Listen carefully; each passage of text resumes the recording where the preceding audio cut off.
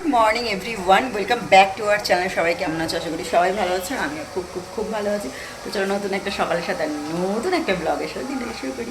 সকালে খাওয়া হবে মুড়ি, তার জন্য একটু ঘুগনি বানিয়ে নিচ্ছি। সকালবেলা উঠে তাড়াহুড়ো করে বানাচ্ছি, নাহলে লেট হয়ে যাবে। এদিকে মশলা ভালো করে আমি বেটে নিয়েছি, মশলাটা কষিয়ে তারপরে ঘুগনিটা বানিয়ে নেবো ফটাফট করে। তারপরে বাকি সমস্ত যা কাজ আছে সেগুলোতে হাত দেবো।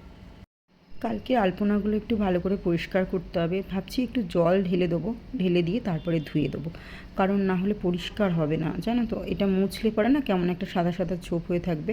তো সেই জন্য ভাবছি সকালবেলাতেই জল ঢেলে দেবো। এখন তো কেউ উঠবে নামবে না, তো জল ঢেলে দিলে বেশ ভালো করে পরিষ্কার হয়ে যাবে। আর সকালবেলা আকাশটা কি দারুণ লাগে দেখতে, দেখো ব্যালকনি থেকে। আর গাছগুলো এত সুন্দর লাগে, আর হাওয়াতে এত সুন্দরভাবে দোলে না, সত্যি কথা বলতে সকালবেলা মন ভরে যায় ব্যালকনিটা এসে দাঁড়ালে। ভেতরে ব্যালকনিতেও গাছ আছে, কিন্তু ওখানে তো আর কিছু দেখা যায় না। তো চলো দরজাটা বন্ধ করে এখন যাবো রান্নাঘরে। কয়েকটা বাসন মেজেছিলাম আর কয়েকটা বাসন ভিজর দিয়ে রেখে দিয়েছিলাম। ভিজিয়ে এই কারণে রেখেছিলাম, কারণ হচ্ছে বাসনগুলো একটু শুকনো শুকনো হয়ে গেছিলো। আর সকালবেলা টিফিন সবার আজকে হয়ে গেছে। আজকে করেছিলাম ঘুগনি আর মুড়ি খেয়েছি সবাই। ঘুগনি মুড়ি খেয়েছি সকালবেলা। রাত্রিবেলা কালকে সমস্ত বোতল আমি ভরে রেখে দিয়েছিলাম। আর কিছু বাসন এই যেখানে মেজে রেখেছিলাম এখন রয়েছে, এই কটা বাসন এগুলো ভিজিয়ে রেখে গেছিলাম। আর আজকে ব্যালকনিতে গাছে জলও দেওয়া হয়নি। চলো ব্যালকনিটা তোমাদের ব্যাক ক্যামেরা করে দেখাই। গাছে এখনও জল দেওয়া হয়নি, যদিও কালকে দিয়েছিলাম, সেটাই রয়েছে এখনও। মোটামুটি আজকে একটু গরমটা কম আছে। আর এখানে দেখতে পাচ্ছ এই গাছটা পুরো ইয়েলো পাতাগুলো হয়ে যাচ্ছে, যেহেতু গরম পড়েছে। এগুলো পরিষ্কার করতে হবে, গাছটাকে পুরো ছেঁটে একদম বাইরে নিয়ে চলে যাব। আর এখানে আর রাখবো না। আর এখানে খালি সবজির গাছগুলো রেখে দেবো, আর ফুলের কয়েকটা রেখে দেবো। বাকি সমস্ত গাছ এখানে রেখে দেবো, ব্যালকনিতে বার করে নেবো। এই যে ওপরে একটা গাছ শুকনো হয়ে গেছে। মন্দিরের আওয়াজ আসছে, জানি না কপিরাইট খাবো কি না, কিন্তু মন্দিরে গানের ভীষণ আওয়াজ আসছে। সকালবেলা এখনও বাসনের একটা কিছুই গুছোইনি, সমস্ত কালকে যেটুকুনি গুছোনো ছিল। সকালে বিছানা খালি সকালে সবাই যখন ঘুমোচ্ছিলো আজকে আমি তখনই কী করেছি, সকালবেলা উঠে 6:45 7:30 এরকম হবে, তখন উঠে সমস্ত ঘর মুছে পরিষ্কার করে একদম ক্লিন করে নিয়েছি। জামা কাপড়ও কেচে নিয়েছি, জামা কাপড় কেচে একদম পরিষ্কার ঝকঝকে করে নিয়েছি, দিয়ে শুকোতেও দিয়ে দিয়েছি। মেয়ের ঘরে রেখে দিয়েছি হ্যাঙ্গারগুলো আজকে, যেহেতু পুজো করছিলাম।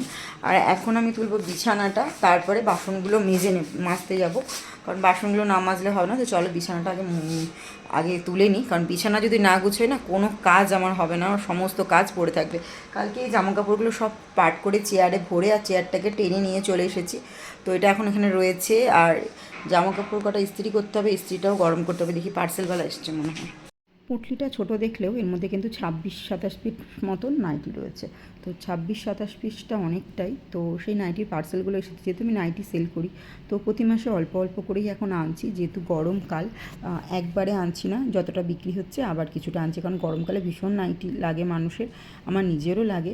তো সেই জন্য 25-26টা করে আনছি। নেক্সট মান্থে আমাদের আবার আসবে নাইটি। যদি হায়দ্রাবাদে কেউ থেকে থাকো, যদি নাইটি নিতে চাও তাহলে অবশ্যই নিয়ে যেও। রিজনেবল প্রাইসে আমি হিমায়তনগরে থাকি, আমাকে অবশ্যই কন্ট্যাক্ট করো। যারা আমাকে ফেসবুকে আছো তারা অবশ্যই কন্ট্যাক্ট করো। তো নাইটিগুলো এসেছে, এখন নাইটিগুলো আমি জাস্ট ওপেন করছিলাম। আর এগুলো এখন যেই ঘরে সব দোকানে জিনিসপত্র রাখি সেই ঘরটায় এখন নিয়ে যাব, নিয়ে গিয়ে ওগুলোতে লেবেল লাগাতে হবে। দামের লেবেলটা না লাগালে হবে না। তো আমি গেছিলাম মেয়েকে টিউশন থেকে আনতে, যেহেতু আজকে ওর টিউশন ছিল। স্কুল তো ছুটি, কিন্তু টিউশন ছিল। তো তখন দেখলাম পার্সেলটা এসেছে, অনেকবার ফোন করেছে।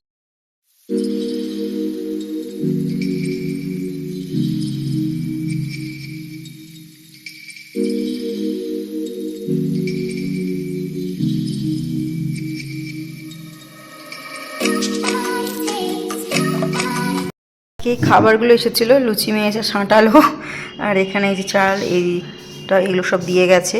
তার সাথে ক্লিপ দিয়ে গেছিলো, সেটা উনি এখন মাথায় লাগিয়ে ঘুরে বেড়াচ্ছে। দুটো ক্লিপ, ওকে টাকা দিয়ে গেছে। তারপরে কোথায় গেলে ক্লিপগুলো? ওই তো এটা নিতে বলে, আর এই পয়সা দিয়ে আছে 10 টাকা। আর এদিকে আমার মাল ঢুকে গেছে, নাইটিগুলোই সব বার করছিলাম। তো মাল যে ঢুকে গেছে, ফ্রিজ থেকে এই মাছটা বার করে আনলাম, পুরো বরফ হয়ে গেছে।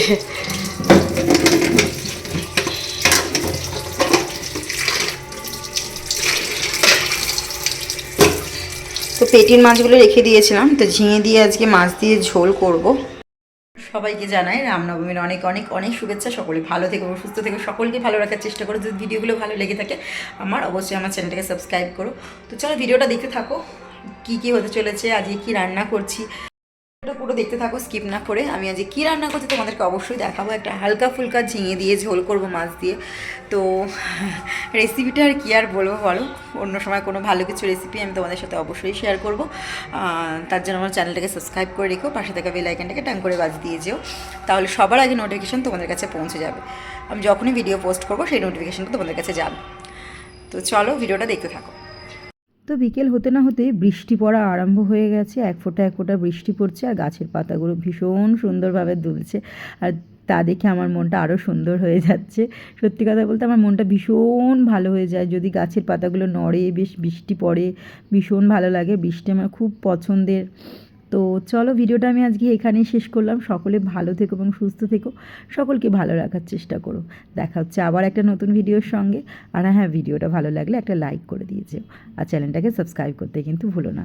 আর পাশে দেখা যে বেল আইকনটি থাকে সেটাকে টাং করে বাজিয়ে দিয়ে অল নোটিফিকেশানের যে বাটনটা থাকে সেটাকে দাবিয়ে দিয়েছে। তো চলো আজকের মতো টাটা, সকলে ভালো থেকো এবং সুস্থ থেকো, সকলকে ভালো রাখার চেষ্টা করো এবং সকলের সাথে ভালো ব্যবহার করার চেষ্টা করো। তো ভিডিওটা আমি এখানেই শেষ করি, সকলকে জানাই টাটা।